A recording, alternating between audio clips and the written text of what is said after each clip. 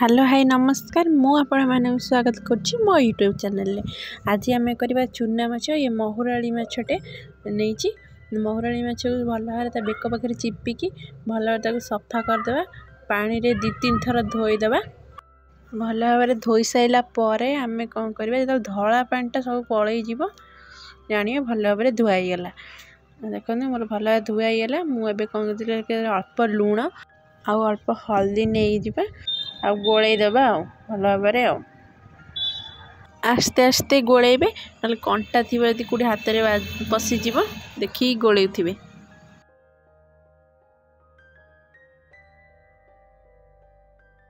भल भाव गोलैदेवा मुझे गोटे कढ़ई बसईदेली गरम हो सारा किसी सोरष तेल ऐड कली देखु ये गोलैक रखी माछटा गरम हो सारा तेलटा पूरा गरम हो तेलटा तापर आम चूना माछटा पकेबा ना जदि कम थी तेल ताती न चूना माछ उठबनी देखु गरम हो जाता तेलटा मुझे माछ पकईली ए देखो गोटे साइड टिके हो सारी मुझे ओल्टेली 2 मिनट एमती प्रोसेस ओल्टेबा देखु मोर प्रोसेस रे हो गला भी माछ भजाटा ए काढ़ीदेवा देखो मुझे मसला नहीं गोटे कंचा लंका आ गोटे नहीं सुखिला लंका आ रसुण अल्प आ सोरिष आ जीरा मुझे पेस्ट बन दी देखु एपटे मुझे कढ़ई नहीं गली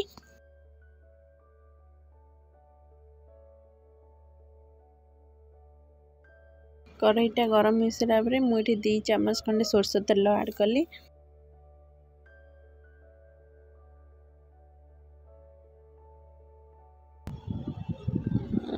सोरष तेल टिके गरम हो सारापर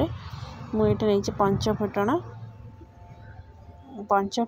फुटी सारापर मुझे रखी मसलाटा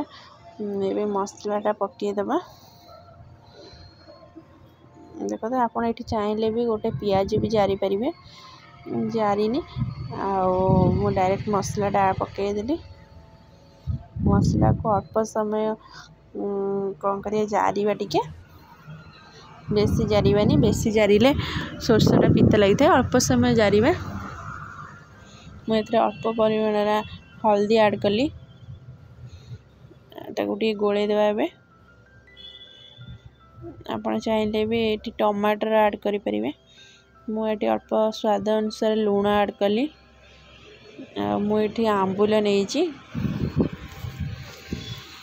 आप चाहिए आंबुल सहित टमाटर भी नहीं पारे आंबुल भी जदि नथिबो खाली टमाटर भी हो पार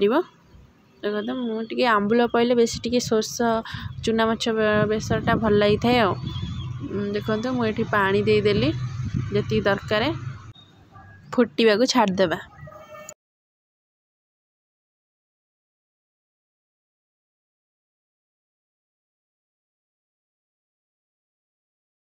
देखो मोर फुटी आसला एबे जो भाजी रखी माछटा ए पकईदेवा आ गोलैदेवा आ ताको किसी समय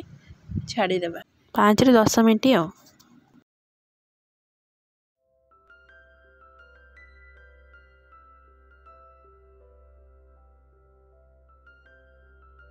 ताको आम घोड़ाईदेवा 5 ରୁ 10 मिनट हो गला आसत देखिए देखो प्राय झोल भी मरीगला माछटा भी हो गला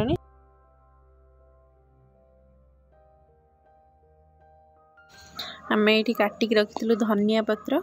ए धनिया पत्र पकईदेवा आपण को मोर ये रेसिपी केमती लगे निहाती कमेंट माध्यम जनइबे जदि भल लगी लाइक शेयर सब्सक्राइब करियो जम्मा भूलिबेनी आपण मैंने वीडियो देखुचंदी जम्मा भी सब्सक्राइब करूना प्लीज़ कर दियंतु आउ मो नुआ नुआ वीडियो देखु थांतु। रहउची नमस्कार देखा पुणी नुआ रेसिपी रे।